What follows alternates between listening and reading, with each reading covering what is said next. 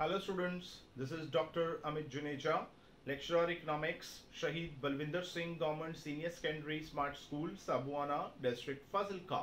And I welcome you all in this channel, Amit Juneja Economics, and in this new lecture of macroeconomics. So today our topic of discussion is one of the most important topic of macroeconomics. अब वो important इसलिए है क्योंकि this chapter, next chapter and very next chapter, अब ये जो आगे आने वाले आपके 5 चैप्टर्स हैं ये कंटिन्यूटी के अंदर जो है वो चलने वाले हैं. सो this is the foundation chapter for all the next chapters to become in the macroeconomics. And today we are going to discuss some of the most important topics of macroeconomics, that is aggregate demand, aggregate supply and related concepts in macroeconomics. So what we are going to study in this lecture is what is aggregate demand, number 2, what are the various components of aggregate demand, what is aggregate supply, what are the various components of aggregate supply,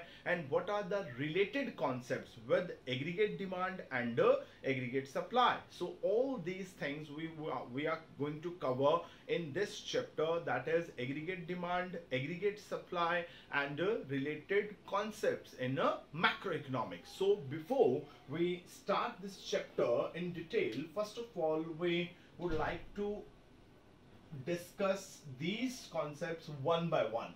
First of all, our topic is aggregate demand.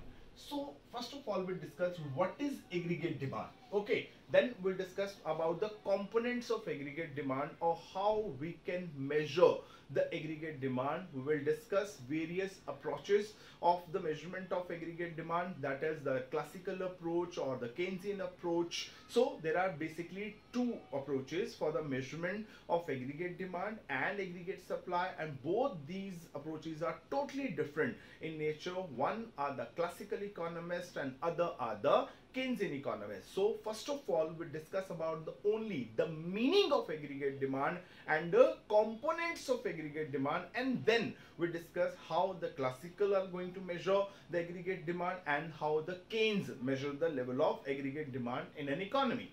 So first of all, we discuss the meaning of aggregate demand. So अगर हम यहाँ पे aggregate demand को देखें, so first of all अब अगर इसका एक लेमन का व्यू देखें, what a layman said about aggregate demand. तो aggregate means total. Okay, so total demand. Okay, so aggregate demand means the total demand. And now what's the total demand? If we talk about demand, which is a concept of microeconomics, demand. So what is demand? Demand is always considered with respect to a single specific commodity. When we taught microeconomics, in that we study theory of demand, in which we studied what is demand. Demand is considered to be a schedule showing various possible prices of a commodity and correspondingly various possible demand. If there is a single price and correspondingly a single demand, that is called a quantity demand. And what is demand? When there are various possible prices and correspondingly various possible demand. So जब भी हम demand की बात करते हैं, so we meant the demand of a single commodity, like the demand of this marker or demand of this shirt or demand of this board. This is demand. And when we talk about the total demand or aggregate demand, then it becomes a topic of macroeconomics. As we know that macroeconomics is dealing with the overall level of the economy. It deals with the whole economy. So now the aggregate demand or total demand means the demand in the total or in the whole economy. Now how we are going to calculate that? Simple, very simple. अब aggregate demand जो है वो major कैसे होगी? सोच के देखिए, अगर हम एक सिंपल सा इसका आंसर निकालें तो कैसे? मान लो मैं कहता हूं कि इंडिया के अंदर there are 5 type of goods जो कि प्रोड्यूस होती हैं. लाइक अगर हम बात करें कि नंबर 1 पे इंडिया के अंदर सपोज करो कि प्रोड्यूस होता है मिल्क. सेकेंड जो कमोडिटी है जो इंडिया में प्रोड्यूस होती है वो होती है टी. नंबर 3 जो प्रोड्यूस होता है सपोज करो वो होता है मार्कर. ठीक. नंबर 4 पे जो प्रोड्यूस होता है वो होता है सपोज करो कि बोर्ड. और नंबर 5 पे जो प्रोड्यूस होता है that is called a shirt. ठीक। सो इंडिया के अंदर अगर milk, T, marker, board and shirt, अगर सपोज करो इंडिया में सिर्फ 5 चीजें बनती हैं, इसके अलावा और कोई चीज ही नहीं बनती, अब अगर डिमांड होगी तो किसकी होगी? या तो डिमांड मिल्क की होगी, टी की होगी, मार्कर की होगी, बोर्ड की होगी और शर्ट की होगी। जब इसके अलावा और कोई चीज ही नहीं है तो डिमांड किसकी होगी? अब अगर मुझे ये पता लगाना है कि हमारी पूरी की पूरी इकोनॉमी के अंदर, because macroeconomics deals with the whole economy, मुझे ये पता लगाना है कि हमारी पूरी की पूरी इकोनॉमी के अंदर टोटल डिमांड कितनी है। तो कैसे पता लगाएंगे? बहुत सिंपल, हम क्या करेंगे, हम ये देखेंगे कि मिल्क की डिमांड कितनी है, उसमें क्या करेंगे, प्लस कर देंगे टी की demand, plus market demand, plus board demand, plus shirt demand. तो जो आंसर आएगा वो क्या आएगा? वो आएगा हमारा aggregate demand. So now we are going to discuss a definition of aggregate demand ki what is aggregate demand. So aggregate demand is the sum total. Okay, aggregate demand is the sum total. तो हम लिखते हैं यहाँ पे aggregate demand means AD.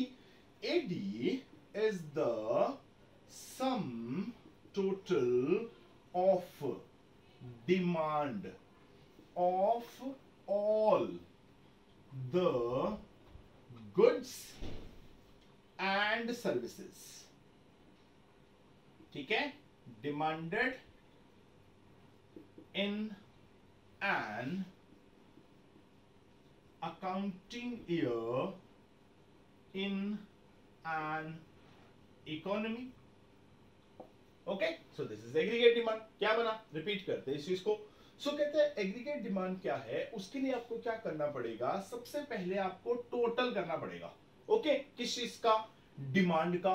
किस चीज की demand का? Of all the goods and services. Now जो डिमांड होती है वो सिर्फ और सिर्फ जो है वो गुड्स की नहीं होती, जो डिमांड है वो सर्विसेज की भी होती है। लाइक अगर मैं कहूं कि मैं स्कूल के अंदर पढ़ा रहा हूं तो इसका मतलब क्या हुआ कि मैं वहां पर जाके बच्चों को कोई गुड्स देता हूं क्या? नो ना। सो क्या है, अगर मैं कहीं पे जाके टीच करता हूं, so I am providing them with my services, so they are demanding my services and I am supplying my services. So जो डिमांड होती है वो सिर्फ और सिर्फ जो है वो हम गुड्स की नहीं करते, डिमांड जो है वो हम सर्विसेज की भी करते हैं। Like the services of a teacher, the services of a doctor, the services of a engineer, an architect और a lawyer। तो हम क्या करते हैं, इन सारी सर्विसेज की भी जो है वो डिमांड करते हैं। तो जब भी हमने एग्रीगेट डिमांड को कैलकुलेट करना है तो हमने सिर्फ और सिर्फ ये नहीं देखना कि हमने एक अकाउंटिंग ईयर के अंदर, एक इकोनॉमी के अंदर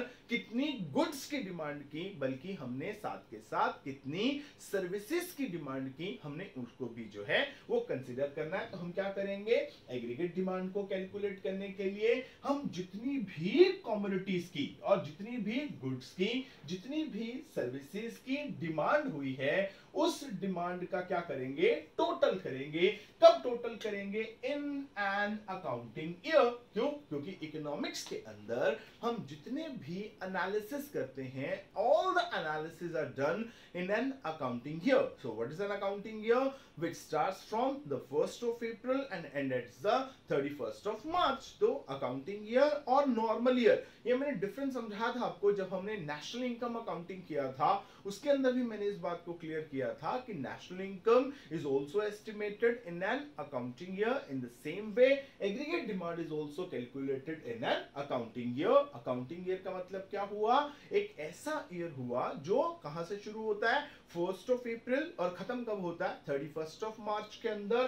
तो एक अकाउंटिंग ईयर के अंदर, ठीक है, एक पूरी की पूरी इकोनॉमी के अंदर। अब एक मार्केट की बात नहीं करनी, क्यों? क्योंकि मार्केट जो होती है, जब हम माइक्रो की बात करते हैं तब मैंने आपको ये कराया था कि मार्केट जो होती है वो हमेशा एक कम्युनिटी की होती है। क्यों? जैसे देखो मार्केट में क्या होता है, मार्केट की अगर हम बड़ी सिंपल सी डेफिनेशन लेना कि व्हाट इज मार्केट, अगर मैं आपसे पूछूं व्हाट इज मार्केट तो क्या बताओगे? आप सोचोगे अच्छा मार्केट, मैं बोलूंगा अच्छा आप बताओ, आप मार्केट जाते हो है ना, तो क्या करते हो वहां पे जाके? आप कहेंगे सर मार्केट जाते हैं तो वहां पे क्या होता है, बहुत सारी शॉप्स होती हैं, तो हम एक शॉप पे चले जाते हैं, जो हमें कमोडिटीज खरीदनी होती हैं हम खरीद लेते हैं, ठीक है। तो मैं बोलूं कि अगर मान लीजिए कि आप एक गली के अंदर, जैसे ना फाजिल का एक छोटा सा शहर है, तो उसमें क्या होता है, उसके अंदर ना गलियों के अंदर ही, मतलब लोगों ने अपने घर के अंदर छोटी छोटी शॉप्स खोली हुई है, तो क्या आप उसको मार्केट नहीं बोलोगे? हाँ जी बिल्कुल बोलेंगे।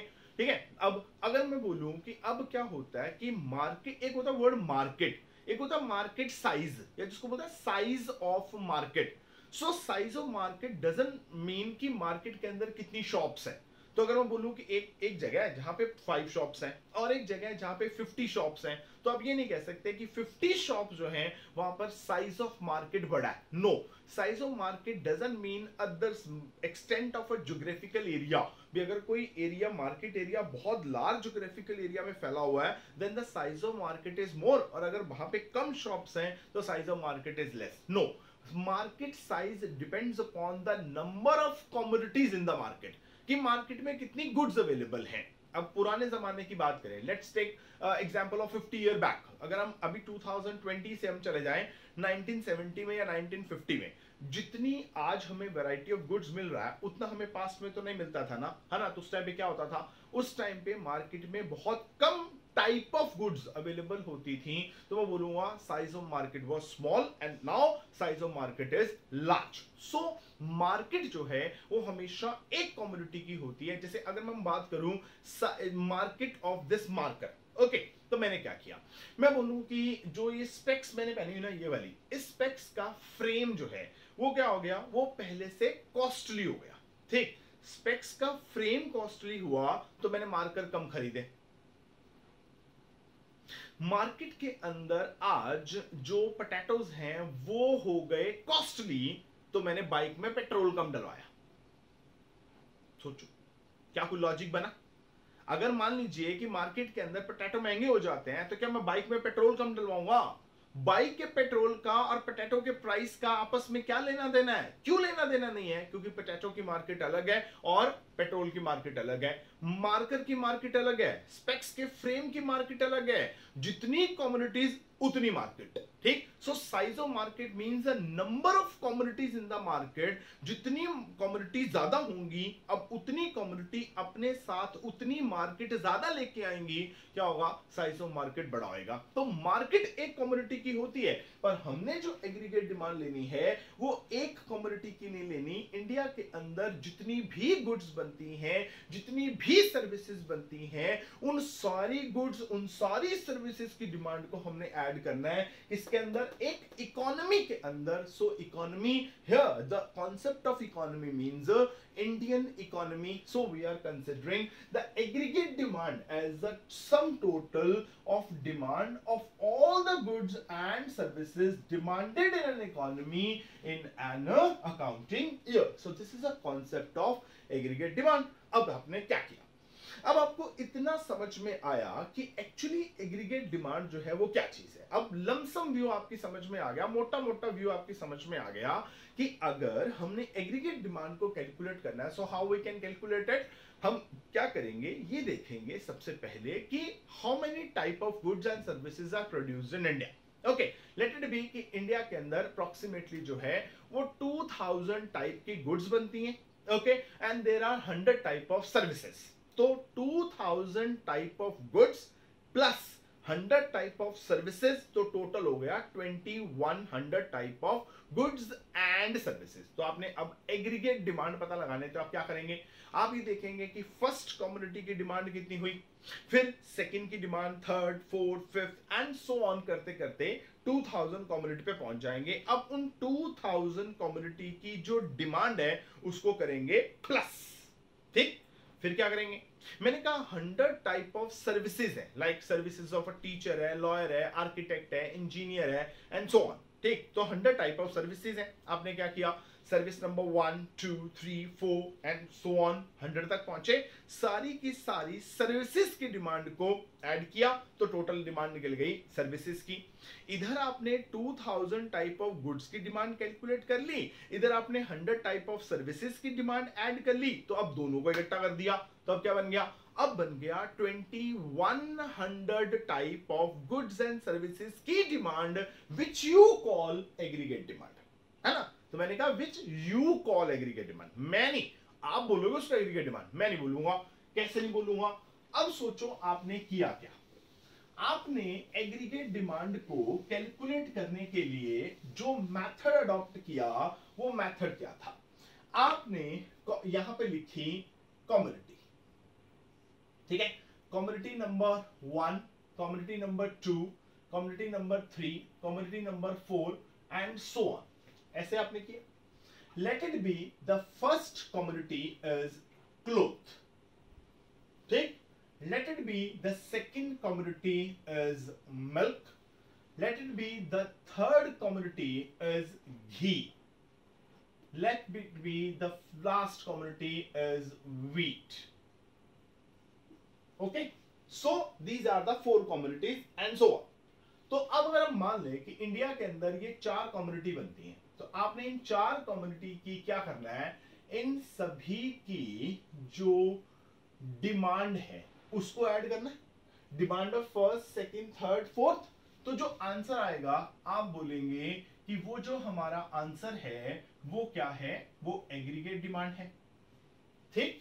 अब हुआ क्या, हम बात करें अकाउंटिंग ईयर की. तो एक अकाउंटिंग ईयर के अंदर इंडिया के अंदर 100 मीटर ऑफ क्लोथ की डिमांड हुई.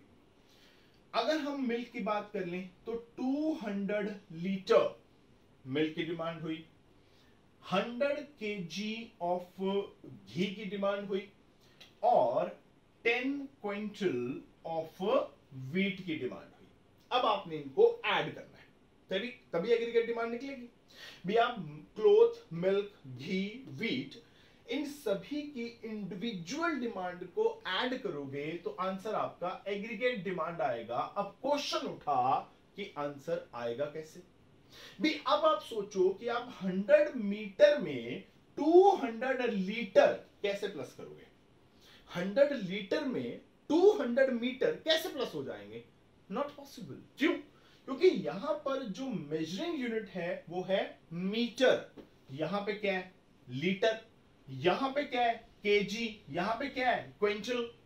अब प्रॉब्लम आपको समझ में आई कि जब आप एग्रीगेट डिमांड कैलकुलेट करने के टाइम पे जाएंगे, जब आप डिफरेंट टाइप ऑफ गुड्स की डिमांड को ऐड करेंगे उस टाइम पे प्रॉब्लम ये आएगी कि जो डिफरेंट टाइप ऑफ गुड्स होती हैं सारी की सारी क्या होती हैं, अलग अलग यूनिट्स के अंदर मेजर होती हैं. और अगर अलग अलग यूनिट्स के अंदर मेजर होती हैं तो एक यूनिट को दूसरे यूनिट में ऐड कैसे करेंगे. आप लीटर को मीटर में कैसे प्लस कर लोगे, और आप मीटर को केजी में कैसे प्लस कर लोगे, और आप लीटर को क्विंटल में कैसे प्लस कर लोगे? पॉसिबल ही नहीं. अब लीटर को अगर मान लो मैं बोलूं कि लीटर को मैंने केजी में कन्वर्ट करना है या मैंने केजी को लीटर में कन्वर्ट करना है, चलो फिर भी हो जाएगा. भी थोड़ा बहुत सेटिंग लगा के कि लीटर में इतने ग्राम्स होते हैं तो वो लीटर और केजी कन्वर्ट हो जाएंगे. पर मीटर जो है वो लीटर में कैसे कन्वर्ट होगा, या मीटर केजी में कैसे कन्वर्ट होगा, या मीटर क्विंटल में कैसे कन्वर्ट होगा, या क्विंटल लीटर में कैसे कन्वर्ट होगा? पॉसिबल ही नहीं है. और अगर ये चीज पॉसिबल ही नहीं है तो आप इन सारी चीजों की डिमांड जो है वो ऐड कैसे करोगे, और अगर आप इनको प्लस नहीं करोगे तो एग्रीगेट डिमांड आएगी कैसे? पॉसिबल नहीं. सो पहली चीज जो ध्यान में रखनी है वो ये रखनी है कि जब भी हम एग्रीगेट डिमांड की बात करते हैं और उसके लिए जब हम इंडिविजुअल कम्युनिटी की डिमांड को ऐड करते हैं, हमने डिमांड के यूनिट्स को ऐड नहीं करना. क्योंकि हम यूनिट्स को ऐड कर ही नहीं सकते, हमारे पास ऑप्शंस ही नहीं है. हम क्या करेंगे फिर? अब हम ये नहीं देखेंगे कि एक्चुअली डिमांड कितनी हुई है. ओके. अब मेरे वर्डिंग पे थोड़ा ध्यान देना. हम जब एग्रीगेट डिमांड की बात करेंगे हम ये नहीं देखेंगे कि डिमांड कितनी हुई है, बल्कि हम ये देखेंगे कि डिमांड कितने की हुई है. अब दो जो मेरी बातें थी दोनों में डिफरेंस है. पहला मैंने कहा कि डिमांड कितनी हुई. अब कितनी हुई तो कोई आंसर ही नहीं. कैसे? अब metre, litre, KG, quintal add नहीं हो सकते. पर अगर मैं ये बोलूं कि डिमांड कितने की हुई है, अब ये कैसे कैलकुलेट होगा? ये हो सकता है. कैसे? अगर मैं बोलूं कि ये थी demand, litre, metre, quintal, KG, यहां पे अगर मैं लिख दूं प्राइस, मैं बोलूं कि जो क्लोथ था वो 10 रुपी पर मीटर था, 10 रुपी पर मीटर, जो मिल्क था वो 20 रुपी पर लीटर था, जो घी था वो 10 रुपी पर केजी था, और वीट जो था वो 100 रुपी पर क्विंटल था। ठीक, अब सोचो, अब इंडिया के अंदर in an accounting year total demand of cloth is 100 metre, और 1 मीटर क्लोथ जो है कितने का है, 10 रुपीज का। इसका मतलब पूरे इंडिया के अंदर 1000 रुपी का क्लोथ जो है उसकी डिमांड हुई। अब ध्यान से सोचो मैं कैसे निकाल रहा हूं। मैं क्या कर रहा हूं, मैं डिमांड को प्राइस के साथ मल्टीप्लाई कर रहा हूं भी। अब देखो कि 100 मीटर क्लोथ की डिमांड हुई, 1 मीटर क्लोथ जो है वो 10 रुपी का है, तो मैं क्या बोलूंगा, मैं ये बोलूंगा कि इंडिया के अंदर 1000 रुपी के क्लोथ की डिमांड हुई। अब इधर आओ, 200 लीटर मिल्क की डिमांड हुई, 1 litre of milk is of 20 रुपी। इसका मतलब मैं बोलूंगा कि इंडिया के अंदर 4000 रुपी के मिल्क की डिमांड हुई। फिर 100 kg of ghee, the price of 1 kg is 10, it means 1000 रुपी के घी की डिमांड हुई। 10 quintal of wheat, price of 1 quintal is 100 रुपी, तो मैं बोलूंगा कि 1000 रुपी के wheat की डिमांड हुई। अब बोलो, अगर मैं बोलूं कि 1000 रुपी का क्लोथ, 4000 रुपी का मिल्क, 1000 रुपी का घी और 1000 रुपी का वीट डिमांड हुई, तो टोटल डिमांड कितने की हुई। नॉट टॉकिंग अबाउट कि डिमांड कितनी हुई, I am talking about demand कितने की हुई। I am not talking about the aggregate demand in terms of money, in monetary terms. Why? अब देखो, अगर हम इसको ऐड करें तो बोलूंगा लॉजिक, टोटल डिमांड जो हुई ना, अगर हम इसको ऐड करें तो कितने की हुई है, 7000 रुपी की हुई है। This is the aggregate demand. आपका आंसर आ गया। अब कैसे आया आंसर? ऐसे आया क्योंकि मैंने क्या किया, जब मैंने डिमांड को प्राइस के साथ मल्टीप्लाई किया तो इसका फायदा पता क्या हुआ? फायदा ये हुआ कि अब हर एक चीज को मैंने मनी टर्म के अंदर कन्वर्ट कर दिया।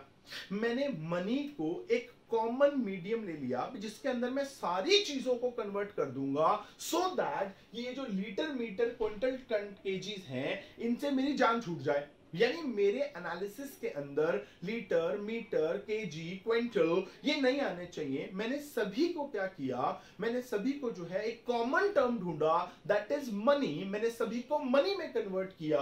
मैंने ये नहीं देखा कि कितने मीटर कपड़े की डिमांड हुई, मैंने ये देखा कितने रुपीस के क्लोथ की डिमांड हुई, कितने रुपीस के मिल्क की डिमांड हुई, कितने रुपीस के घी की डिमांड हुई, कितने रुपीस के वीट की डिमांड हुई। तो कहता है टोटल डिमांड जो हुई ना वो 7000 रुपी की हुई। So this is your answer of aggregate demand. So now what we are going to discuss, अब एग्रीगेट डिमांड हुई। Demand, what is demand?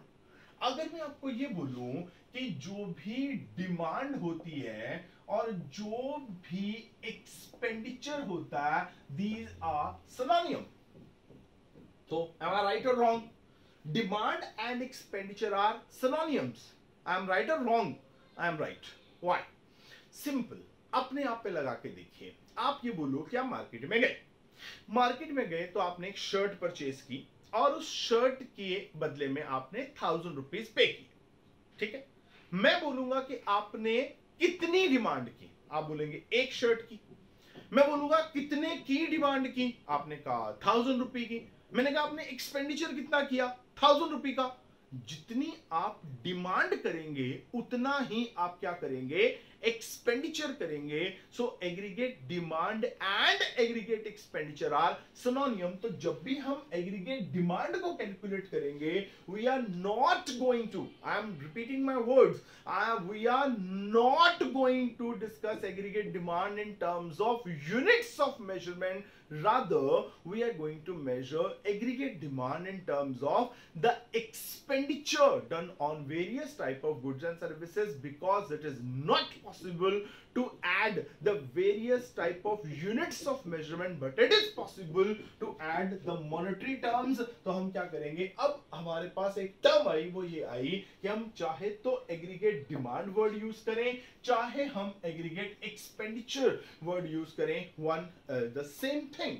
Aggregate demand and aggregate expenditure are synonyms, दोनों same चीज हैं, कोई difference नहीं है। तो इसलिए हम क्या करते हैं, जब भी हम एग्रीगेट डिमांड को कैलकुलेट करते हैं, हम उसको हमेशा मॉनेटरी टर्म्स में देखते हैं कि आपने कितने रुपीस की डिमांड की या कितने डॉलर की डिमांड की। अब उसके लिए हमें क्या करना पड़ेगा, उसके लिए हमें यह करना पड़ेगा कि अगर हम एग्रीगेट डिमांड को कैलकुलेट करना चाहते हैं, we have to multiply the price of those commodities with the units of demand, कि आपने कितने यूनिट्स की डिमांड की उसको प्राइस के साथ मल्टीप्लाई कर देंगे। रिजल्ट ये निकलेगा कि जो यूनिट्स ऑफ मेजरमेंट है वो डिसअपियर हो जाएंगे, तो आपको एग्रीगेट डिमांड मिल जाएगी किस फॉर्म के अंदर, AE मींस एग्रीगेट एक्सपेंडिचर की फॉर्म के अंदर। लेट इट बी कि किसी भी कमोडिटी का प्राइस जो है वो 20 रुपी पर यूनिट है और आपने क्या किया, उसके 100 यूनिट्स जो हैं वो परचेज किए, तो मैं बोलूंगा कि आपने उस कमोडिटी के ऊपर 2000 रुपी का एक्सपेंडिचर किया, मतलब आपने उसके ऊपर 2000 रुपी की जो है वो डिमांड की। सो अब एग्रीगेट डिमांड और एग्रीगेट एक्सपेंडिचर हमेशा जो है वो सिनोनिम रहेंगे। जब भी इकोनॉमी के अंदर, मैक्रो इकोनॉमिक्स के अंदर एग्रीगेट डिमांड की बात होगी, वो हमेशा एग्रीगेट एक्सपेंडिचर के फॉर्म के अंदर होगी। तो अब एग्रीगेट डिमांड और एग्रीगेट एक्सपेंडिचर जो है वो सेम हो जाएंगे। Now it's clear to you. अब सोचो कि हमें इतना तो पता लग गया कि अब हम एग्रीगेट डिमांड बोलें कि हम एग्रीगेट एक्सपेंडिचर बोले, अब दोनों में कोई डिफरेंस तो है नहीं। अब अगर मैं आपको ये बोलूं कि now we have to calculate the aggregate demand, so अब वो कैसे करेंगे, हमने करनी है मेजरमेंट ऑफ एग्रीगेट डिमांड, ठीक है। अब हमने एग्रीगेट डिमांड को मेजर करना है, तो हम कैसे करेंगे, हमें यह देखना पड़ेगा एग्रीगेट डिमांड को मेजर करने के लिए कि हमारी इकोनॉमी के अंदर, because we are talking about the macro economics ना, सो हमारी इकोनॉमी के अंदर who are those people who demand various type of goods and services, यही देखना पड़ेगा। what are the various sectors who demand various type of goods and services। तो अगर हम उन सारे के सारे जो सेक्टर्स हैं, उन सेक्टर्स की जितनी जितनी डिमांड है, अगर मैं बोलूं कि 4 सेक्टर हैं या 5 सेक्टर हैं या 6 सेक्टर हैं, what ever may be the number of दो सेक्टर्स, कि अगर हम उन सारे सेक्टर्स की जो डिमांड है अगर हम उसको ऐड कर दें तो क्या निकलेगा, एग्रीगेट डिमांड निकल जाएगी। अब एग्रीगेट डिमांड निकलेगी तो फिर क्या करेंगे, उसको प्राइस के साथ मल्टीप्लाई कर देंगे, तो क्या होगा, मनी टर्म्स के अंदर निकल जाएगी। रिजल्ट क्या निकलेगा, हमारा एग्रीगेट डिमांड और एग्रीगेट एक्सपेंडिचर पता लग जाएगा। अब आपको जो मैं कराने जा रहा हूं ना, अब आप ये बोलोगे कि सर ये तो हमने पहले किया हुआ है। कैसे किया हुआ है, जब हमने नेशनल इनकम को मेजर किया था उसके अंदर हमने एक मेथड किया था which is called expenditure method. याद आ गया, हमने उसमें 3 मेथड्स किए थे नेशनल इनकम को मेजर करने के, है ना, याद आया। उसमें कौन कौन सा था, एक था प्रोडक्ट मेथड और the value added method, number 2 is the income method and number 3 is the expenditure method, यही था। अब मैंने आपको एक चीज और समझाई थी कि अगर आप इनकम मेथड से कैलकुलेट करते हो, नंबर 2 आप आउटपुट मेथड से कैलकुलेट करते हो, या आप एक्सपेंडिचर मेथड से कैलकुलेट करते हो, तो आपकी नेशनल इनकम का आंसर जो है वो सेम आएगा। क्यों आएगा, क्योंकि एक इकोनॉमी के अंदर इनकम, आउटपुट और एक्सपेंडिचर क्या होते हैं, सेम होते हैं, ऐसे होता है। अब हमने क्या करना है, अब हमने एग्रीगेट डिमांड यानी कि एग्रीगेट एक्सपेंडिचर कैलकुलेट करना है ना, तो अल्टीमेटली आजकल की टाइम में बात करूं तो आजकल के टाइम में ऐसे कितने सेक्टर्स हैं जो क्या करते हैं, जो डिमांड करते हैं या जो एक्सपेंडिचर करते हैं, कितने सेक्टर हैं, ऑब्वियस 4। हम ऑलरेडी बात कर चुके हैं, there are 4 sector economy model. अब 4 सेक्टर इकोनॉमी मॉडल है तो कितने मॉडल होंगे? 4 ही होंगे। तो 4 सेक्टर इकोनॉमी मॉडल जो है वो पहले हमें क्या करना पड़ेगा, यहां पे बनाना पड़ेगा। ठीक है, तो हम क्या करते हैं, मेजरमेंट ऑफ एग्रीगेट डिमांड करने के लिए हम सबसे पहले क्या करते हैं, एक 4 सेक्टर इकोनॉमी मॉडल जो है वो बना लेते हैं। ठीक, तो 4 सेक्टर इकोनॉमी मॉडल के अंदर जो हमारा फर्स्ट सेक्टर है that is the house hold sector. यहां पे क्या हो जाएगा, यहां पे आ जाएगा आपका financial system, this is your financial system. यहां पे आ जाएगा आपका प्रोडक्शन सेक्टर, यहां पे ऊपर हम ले लेते हैं गवर्नमेंट सेक्टर, और यहां पे आ जाएगा आपका rest of world sector. So this is the 4 sector economy model. यही है। अब चेक करते हैं वन बाय वन। सबसे पहले क्या होगा, सबसे पहले ये होगा कि हाउस होल्ड सेक्टर अपनी फैक्टर सर्विसेज जो है वो प्रोडक्शन सेक्टर को देगा। उसके बदले में जो प्रोडक्शन सेक्टर है वो क्या करेगा, वो हाउस होल्ड सेक्टर को देगा फैक्टर पेमेंट। अब ये मैं आपको सेकंड चैप्टर के अंदर करा चुका हूं, 4 सेक्टर इकोनॉमी मॉडल। अब हाउस होल्ड सेक्टर ने प्रोडक्शन सेक्टर से फैक्टर पेमेंट ले ली in the form of rent, wages, interest and profit. अब इसके पास पड़ी है गुड्स एंड सर्विसेज और इसके पास है फैक्टर इनकम।